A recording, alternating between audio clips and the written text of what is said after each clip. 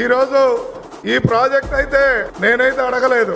November 19వ తారీఖున Reliance company వారు మరి మన రాష్ట్ర ప్రభుత్వం డిస్కస్ చేసుకునేటప్పుడు ఎంఓయూ అయిపోయిన తర్వాత మన లోకేష్ బాబు గారు వెంటనే మన కనిగిరి ప్రాంతంలో ఈ రిలయన్స్ కంప్రెస్డ్ బయోగ్యాస్ యూనిట్ ని పెట్టాలని చెప్పి వారు కోరారు. అంటే అడగకుండా ఇచ్చిన మన నాయకుడు. అందుకనే నేను ముఖ్యమంత్రిని సంబోధిస్తూ ఉన్నాను. ఎందుకంటే ఈ ప్రాంతంలో ఇటువంటి సంబరం జరుగుద్దని నేను ఎప్పుడు కళ్ళ కూడా ఊహించలా. ఆ రోజు అడిగిన వెంటనే నేను అడగలేదు, అదే మీకు చెప్తూ ఉన్నాను. మీరందరూ ఏమనుకుంటారంటే మన బొడ్డోడు వెళ్ళి అక్కడ తిరిగి లోకేష్ అన్నతో కొట్లాడి తెచ్చి ఉంటారని మీరు అనుకుంటారు. కానీ అదేం జరగలేదు.